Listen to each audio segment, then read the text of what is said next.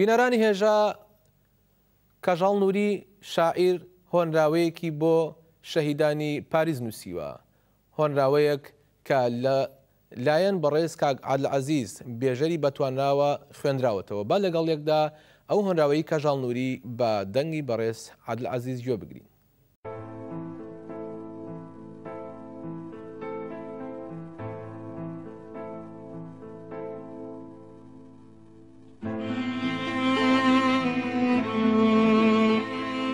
ئەگەر لە پاریس ئەژیام لە هەر کۆڵانێک نەمامێکم دەسووتاند، لە هەر شەقامێک جامی ماشێنێکم دەشکاند، بە بۆیی هەمەڵشنی سوور جامخانەی هەموو مارکێتەکانم ئەنووسی و فڵچەکەی سلڤادۆر دالی مەهێنا و خان و بەخانووی ئەو شارەم لە سوور هەڵەکێشا و دار و بەردی شانزلیەم وەک بەردێکی خوێناوی سەر لووتکەی قەندیل دوای شەهیدبوونی هەر گەریلایە دەنەخشاند.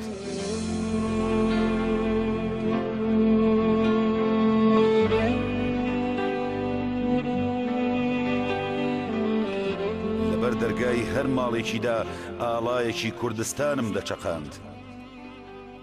ئەگەر لە پاریز ئەژیام بە بۆیەی ڕەش لەسەر ویزگەی هەموو پاسێکم ئەنووسی، ئێوە بوون سایکس بیکۆتانی مزا کرد و لە لۆزاندا مێژووی کورتان بەم ڕۆگەیاند. ئەگەر لە پاریز ئەژیام ئێستا وەکو عەلیا ماجید هەرچی ژنی قژ زەرد و چاوکاڵی تایە جلم لەبەر دا ئەکەند و ئاڵایەکی کوردستانم لێ ئاڵاند. ئەگەر لە پاریز ئەژیام هەرچی گڵۆپی دارتێلەکانی شار هەبوو بە بەردی قۆچەخانەیەم شکاندن و لە جێگەی هەریەکەیاندا تاکی پێڵاوی گەریلایەکی شەهیدم هەڵەواسی و بۆ بانگەشەی مافی مرۆڤ ئەم کرد بە سومبوری داهێنان. ئەگەر لە پاریز ئەژیام کەوالیسی سەر تەختەی شانۆکانم گشت تێک ئەدا و پۆستەری هەموو پێشەنگا هونەرەکانم ئەدڕاند. ئەگەر لە پاریز ئەژیام لە دوورەوە هەموو ئامادەبوانی کۆنسێرتەکانم ئەدایە بەربەرد و پێمەوتن ئەوە کۆتایی مۆزارت و باخ و شۆپەتانم ڕاگەیاند. ئەگەر لە پاریز ئەژیام زەنگی بەردەرگای هەموو ماڵێکم لێ ئەدا و دەموت ئەبێ هەمووتان خولەکێک بێدەنگ بن، ئەمڕۆ قاسملۆ لە بەرزترین کەنیسەی شارەوە زەنگی پرسە لێ ئەدات و بۆ تیرۆری سیاسی سێژنە چالاکی کورد مێژووتانە خاتە بەردەم پرسیارەوە و شارتان دێنێتە خرۆشان. ئەگەر لە پاریز ئەژیام شاکلۆفیسی یەکەمم لە گۆڕ دەرەهێنایەوە و ئەمود ئەبێ بۆشکۆی شەرەفی شانشینی فەرەنگ لەگەڵ شازادە لویسدا لە پێشەوە بڕۆن و تابوتەکەی چانسز هەڵگرن بەشان.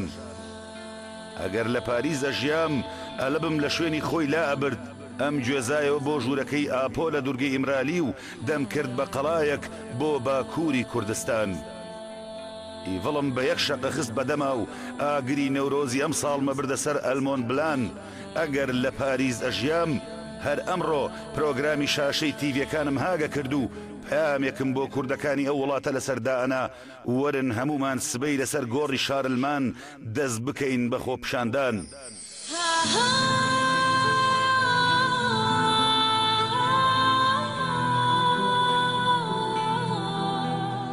ئەگەر لە پاریز ئەژیام بە یەک ڕۆژ تۆبۆگرافیای گالم هەڵەوەشاندەوە و بە یەک هەفتە دیمۆگرافیای شانشینی فەرنجەکانمە شێواند.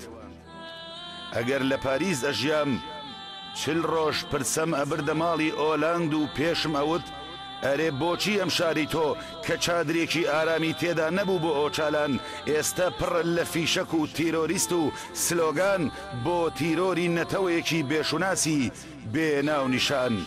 ئاخ ئەگەر لە پاریز ئەژیام.